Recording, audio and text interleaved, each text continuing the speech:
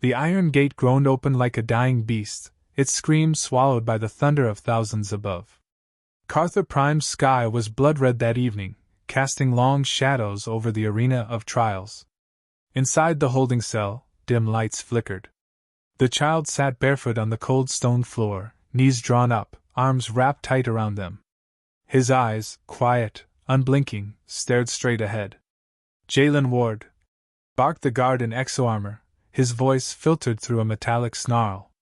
"On your feet." Jalen rose slowly. No fear in his movements. No pleading. He didn't look at the guard or the rust-stained spear aimed at his back. Instead, his gaze locked on the distant lights spilling through the gate. The arena awaited.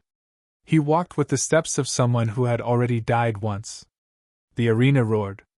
Columns of fire erupted as Jalen stepped into the open. Around him, thousands of alien faces, scaled and furred, masked and bare, screamed for blood. The sand under his feet was still damp from the last kill. He could smell it, iron and ash. Announcer drones hovered above, their booming voices rattling the stands. "Today, a child of the Terran resistance faces the blade of Carther, our beloved Commander Zarkuin. May this execution remind the galaxy, defiance is death." Zarkuin emerged from the opposite gate, clad in bone-plated armor etched with the names of the fallen. His hulking frame towered nearly 10 feet tall. Muscles like steel cables flexed beneath gray-green skin. He grinned, sharp tusks flashing. "A child?" Zarkuin laughed, voice amplified across the arena. "You send me vermin with milk on its breath? You insult the arena!" The crowd howled in agreement. Some threw stones. One bounced off Jalen's shoulder. He didn't flinch. Behind his silence was a memory. The firestorm on Aaron Station. His mother dragging him through corridors lit by muzzle flashes. The scream of an exploding hull. The warmth of her hand as she pushed him into an escape pod, eyes brimming with tears. "Survive, Jalen," she had whispered. "That's your revenge." He never saw her again. Zarkuin circled, blade raised, dragging it across the sand. "Speak, human. Beg. Cry. It makes the kill sweeter." Jalen lifted his chin. His voice was soft, barely above the wind. 3 seconds. Zarkuin paused. "What?" "That's all I'll need." Laughter erupted from the stands. Even the announcer drone stuttered in amusement. Zarkuin bellowed. "Then let's begin, little ghost." The horn sounded. Time slowed in Jalen's world. His pupils dilated, breathing dropped to a slow rhythm. The hum in his bones began, a subtle vibration, like a coiled spring. His brain fired into overdrive, memories, calculations, possibilities flashing behind his eyes. First second. Zarkuin lunged with terrifying speed. His blade sang through the air. Jalen shifted, half-stepped to the right, pivoting low. The blade missed by inches. Jalen's fingers scraped the sand, scooping a handful. Second. He flung the dust straight into Zarkuin's face. The warrior roared in annoyance, stumbling back as the fine particles filled his nostrils and eyes. Jalen sprinted forward, not away, toward him. He jumped, grabbed the outer ridges of the armor's waist guard, and climbed. Second. He found the exposed vertebrae under the back plate, where bone met synthetic tendon, and jammed 2 fingers deep between them. He twisted hard. Zarkuin collapsed. The arena fell silent. A single breathless beat passed. Then another. Jalen dropped from the stunned giant's back and stepped away, face calm, chest rising only slightly. Zarkuin lay paralyzed, alive, but unmoving. A soft whimper escaped the commander's lips.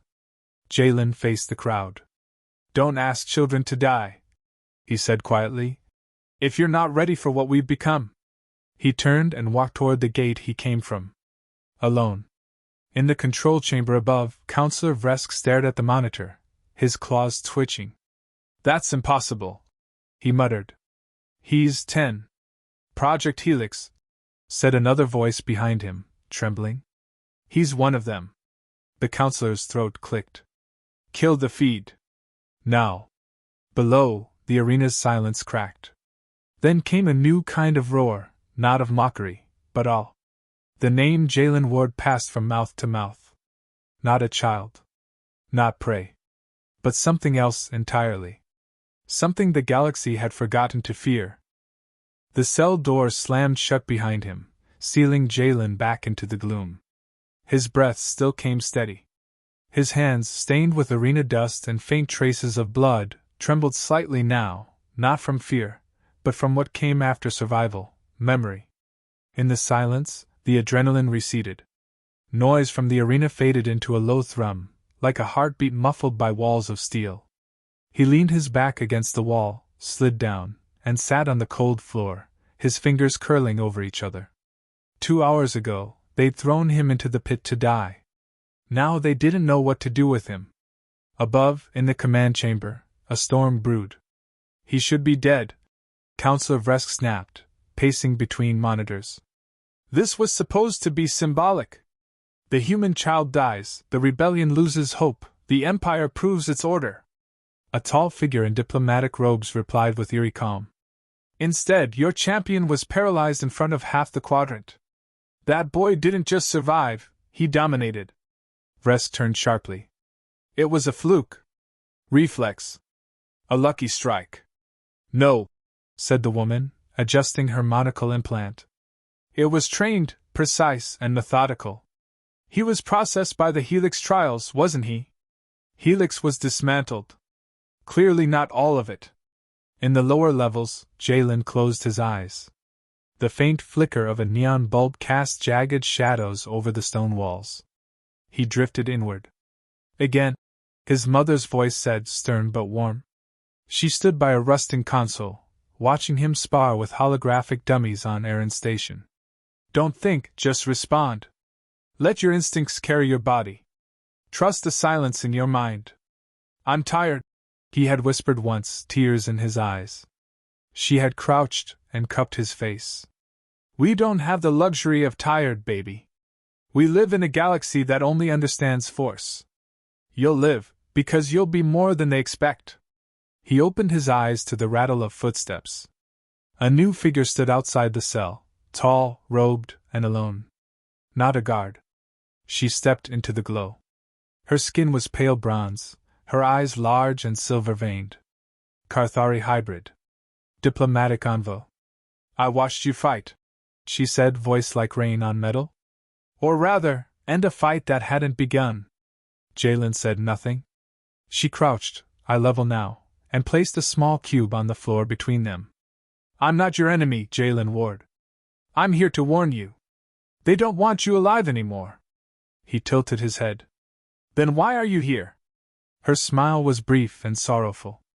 Because your name is already echoing through the stars. And some of us still remember what humanity used to mean. The cube blinked once, projecting a map, systems, patrols, transit gates. This is a way out. Jalen's eyes narrowed. A trap?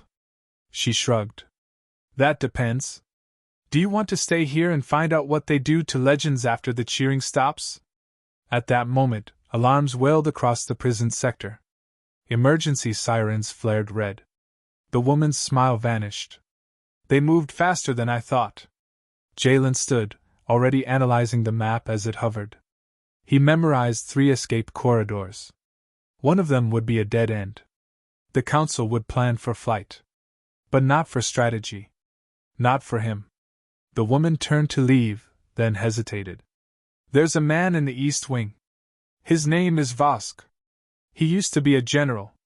He knows where the Helix archives were buried. If you get out, he'll help finish what your parents started. She was gone before he could respond. Outside, the corridors shook. Security bots rolled down the halls. The guards weren't waiting for due process. In his cell, Jalen inhaled once, then drove his foot into the corner seam of the wall. A tiny panel cracked loose, revealing a maintenance duct. It wasn't wide, just enough. He crawled inside and didn't look back. Through the narrow shaft, he moved like a ghost, following scent and sound, heat and light. He passed beneath a room where guards discussed the execution protocol. Another chamber held scientists reviewing the footage in stunned disbelief. He's not a normal child, one whispered. No, another answered. He's the future. Jalen emerged into a dimly lit maintenance bay, feet hitting the floor softly. Sirens were closer now. One level above, the arena still echoed with the chants of those who hadn't yet learned what had happened. He spotted a console. Locked. A wrench lay nearby. One hard swing. Sparks. The panel died, but not before the power surged, short-circuiting lights in the corridor. Darkness returned. He moved quickly. At the east wing gate, he paused. A biometric scanner buzzed red. He stared at the mechanism. Then at his hand. There was no time for doubts. Jalen gritted his teeth, slammed the side of his hand into the edge of the panel, fracturing skin, spilling blood. He pressed the wound to the reader. The scanner hesitated. Then clicked green. The door opened. Inside, Vosk sat in shadows. He was gaunt, older than expected, and covered in scars. One eye glowed faint blue. His wrists were bound to the wall, but his spine was straight. He smiled faintly. You're smaller than the stories say. I've only been a story for 3 hours. Vosk chuckled. That's how legends begin. Jalen stepped forward. I want what my parents died for. Vosk's smile vanished. He leaned closer. Then you'll need more than instinct. You'll need allies. Maps. Secrets buried in ice moons and council vaults. Are you ready for that, child? I'm not a child anymore, Jalen said quietly. Vosk nodded. Then let's make the galaxy remember. The arena felt different this time. A chill settled over the sand, as though the arena itself remembered what had happened here only hours ago. Jalen stood once again beneath the main gate, this time in the shadows. He hadn't returned to fight, but to disappear.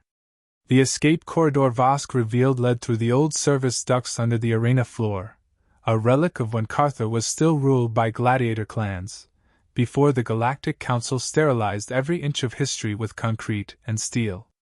Jalen waited for the signal. One light flicker. A shift in the guard rotation. He crouched near the duct panel, fingers pressed to the stone, every sense heightened. Behind him, Vosk leaned against the corridor wall, slow breaths masking the pain in his fractured ribs. You don't look nervous, the old soldier said. I already died once, Jalen replied. Vosk gave a dry chuckle. Careful. That kind of talk makes you dangerous. I'm counting on it. Above, the arena crowd grew restless. Another execution was scheduled. Another rebel. Another lesson in obedience. But the air held unease. Whispers had taken root since the fight. Some called it trickery. Others, miracle. None called it forgettable. A voice boomed overhead, loud and rehearsed. Let all gathered remember. The human child has been returned to custody. His talents will serve the Empire as nature intended. Now honor the Empire with your attention. Jalen flinched. They're lying, he said. They need control back. They're afraid, Vosk corrected. And nothing's more dangerous than power built on fear. The light above them blinked once. That was the signal. They moved quickly, Vosk guiding them through twisted tunnels choked with age. Steam hissed through old pressure valves. A muffled explosion shook dust from the walls, distraction charges planted by the envoy. Jalen knew she'd keep her end of the deal. She didn't expect him to live through it. That was her mistake. They reached the access shaft beneath the council tower. Only way up, Vosk said, pointing to the narrow lift. After that, it's straight through the archives. Their records will show you where the Helix logs went, what they buried after the program was deemed a threat. I don't need everything, Jalen said. Just one answer. Which is? Why they're still afraid of us. The lift stuttered, then rose. The shaft was narrow, walls coated in grime.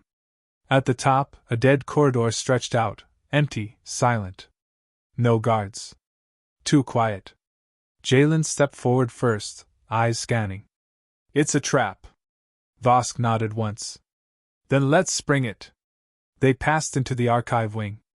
Unlike the sterile gray of the rest of the facility, this chamber was wrapped in blue light, columns of data stacked floor to ceiling. In the center stood a pedestal console, access key to all the buried files. Jalen moved toward it. A hiss of pressure. Doors slammed shut. From above, shadows dropped, 6 armored enforcers, black visors gleaming. "Stop," one commanded. "Hands where we can see them." Jalen didn't move. Vosk stepped behind him, silent. "We just want the truth," Jalen said. "You're not authorized. And I wasn't authorized to survive either. That didn't stop me." The enforcers raised weapons. Vosk moved first, tossing a flash pellet from his sleeve. The chamber burst into white light. Screams. Disorientation. Jalen Dove rolled and reached the console. Fingers flew over the interface. Learned from old Earth tech, adapted here. He bypassed surface permissions and drilled into protected files. Then he saw it. Project Helix, deemed terminated. Survivors unconfirmed. Notes: neuroreflexive acceleration successful. Long-term consequences unknown. Risk assessment, extreme. Immediate threat to Council protocol, terminate on site. He downloaded the files to a data shard. Vosk shouted, "They're regrouping, move!" Jalen turned, and time bent. First second. One enforcer fired. Jalen dropped, the plasma bolt singeing the air above his shoulder. He rolled, sweeping a leg into the knees of another. Armor cracked. The enforcer fell hard. Second. He snatched the fallen stun baton, spun, and jabbed it into the exposed gap under another's chest plate. Sparks flew. The enemy seized, collapsing. Second. He threw the baton, direct hit to the last enforcer's faceplate. Shattered glass. The guard screamed and stumbled, weapon discharging wildly into the ceiling. Silence. 3 seconds. 6 men down. Vosk stared, wide-eyed. "You're faster than they wrote." "They didn't finish writing," Jalen replied. "They were too scared." Alarm screamed again. No time to reflect. They sprinted for the emergency lift. It opened mid-charge, shuddering from the building's energy grid surging into lockdown. Jalen jumped inside. Vosk followed, breathing hard. "Once we get to the roof," the old man said, "signal the envoy. She promised an evac ship." Jalen held the shard tight in his palm. "They won't let us reach it." "Then we make it happen." At the top, wind howled. Carther Prime's sky had turned storm dark, angry clouds pulsing with electric veins. Landing platforms stretched into the distance, some loaded, others burning. Across the rooftop, enforcers spilled out like ants from a broken nest. Jalen stopped running. "I'll draw them," he said. "No," Vosk replied, grabbing his shoulder. "Not today." Jalen handed him the shard. "You have the files. Get to the ship." "And you?" Jalen faced the line of enforcers forming at the far edge. "They think I'm a story," he said. "Let me show them how it ends." And then he ran, not away, but directly at them. The crowd below saw only a blur moving through the wind.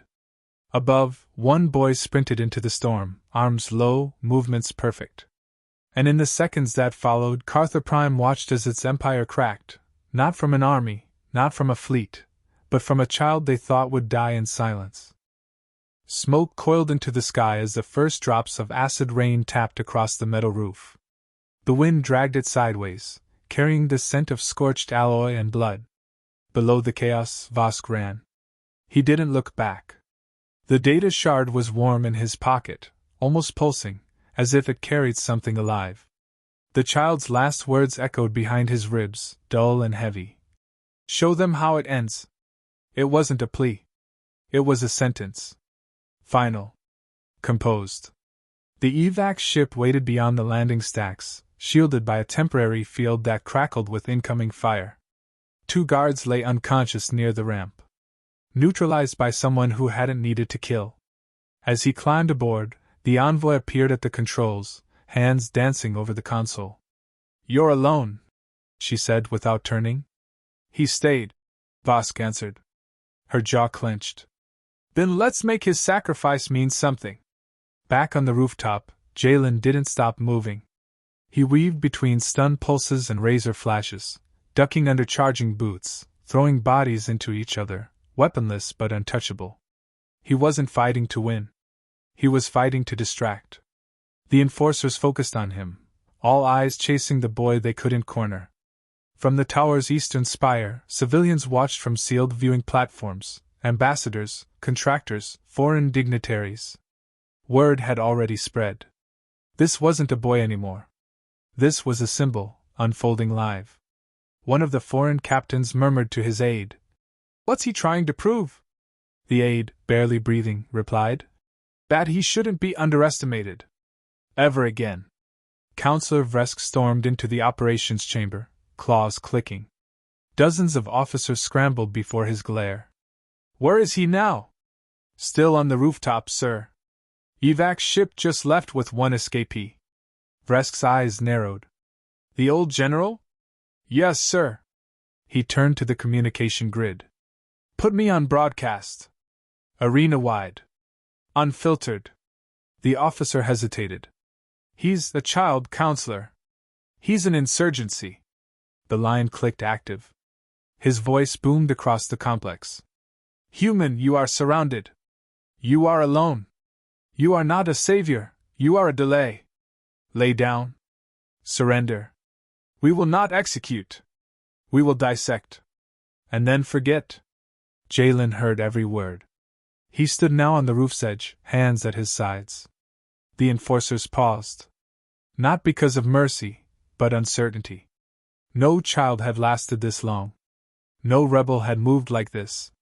He didn't answer. Instead, he looked to the upper towers, at the banners of Cartha Prime flapping in the wind. He focused, not on the words, not the threats, but on the silence that had begun to spread. The arena had fallen still. Even the crowd beneath was no longer jeering. Then came the second voice. The envoys. Broadcast from the evac ship, patched through open channels. "This is Ambassador Kale of the Neutral Systems. To the Galactic Council, we have witnessed a live combat scenario involving a minor. We have archived every second. This is a violation of Articles 8 through 12 of interspecies warfare conduct." Another pause. "And to the people of the galaxy listening, know this: the Council fears a child more than an army. What does that say about their strength?" The tower shuddered. Not from weapons, but from consequences. A dozen systems, tuned in from embassies and encrypted terminals, heard the envoy's words. Whispers became messages. Messages turned into calls. Calls into decisions. Diplomatic immunity was rescinded. Sanctions loomed.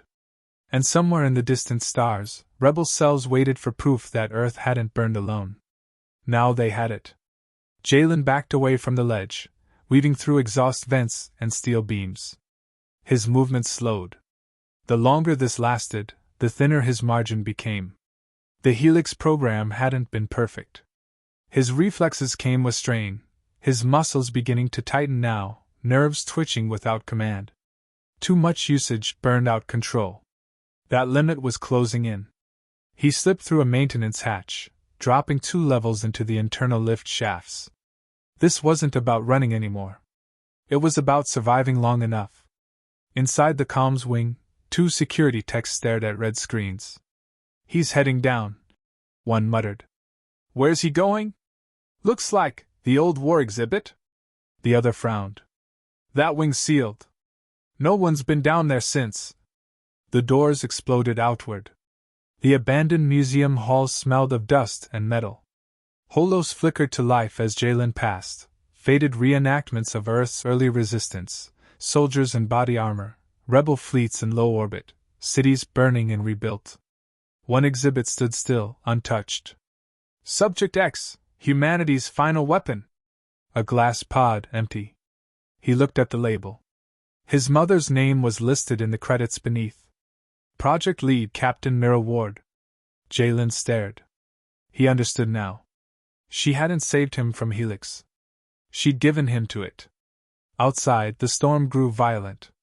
Counselor Vresk paced like a predator, pacing the broadcast room, watching feeds. He hadn't expected this spiral. The boy was supposed to die screaming, not rewrite public perception in an afternoon. "We lost control," muttered an officer. "No," Vresk growled. "We lost fear." He turned toward the final option. "Unleash Subject B." The room went silent. "But sir—" Now. Jalen heard the alarms before he saw it. The ground vibrated under his feet. A scream not of pain, but fury, echoed through the halls. Heavy footfalls. A shape built like a tank, genetically engineered like him, but without restraint. No child. Just instinct and destruction. Then came the voice through the speakers.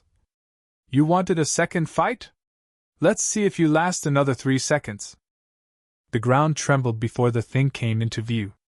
Jalen crouched behind a rusted display column, heart calm despite the thunder of steel smashing stone behind him. The scent of ozone clung to the air, electric, sharp, familiar. His limbs ached. The helix reflex was fading, and with it, the edge he'd lived by. Down the dark corridor, the council's creature emerged. 7 feet tall, wrapped in plaited sinew, eyes glowing like molten embers. Its skin looked grown, not born, stitched in purpose, not nature.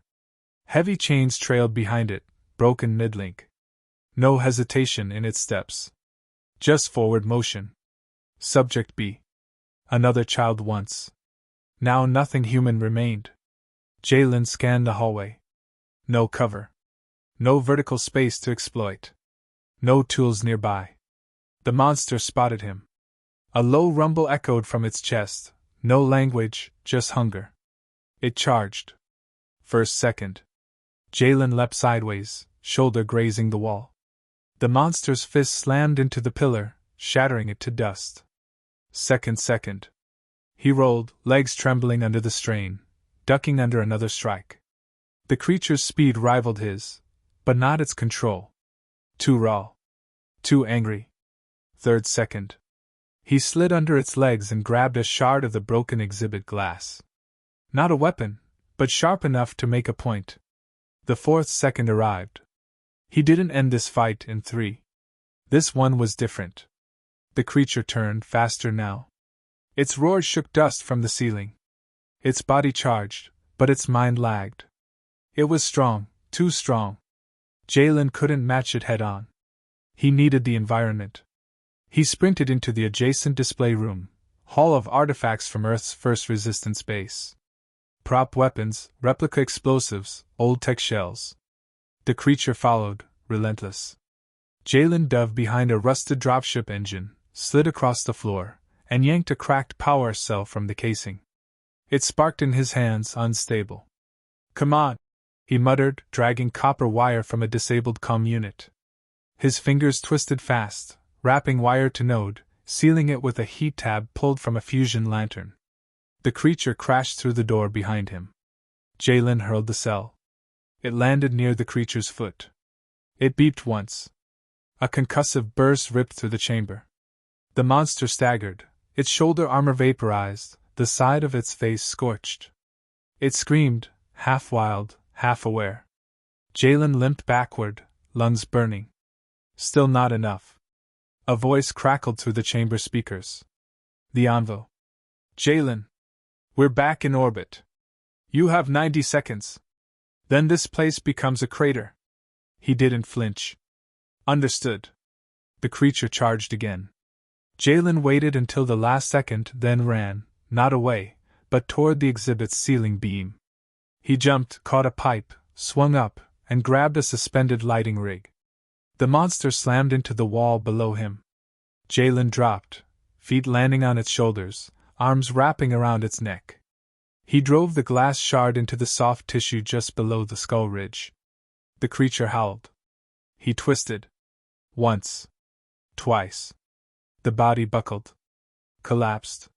Silence. Jalen rolled free, chest heaving. Blood, black, thick, dripped from his hands. He looked down at the thing they called Subject B. It didn't die angry. It died confused.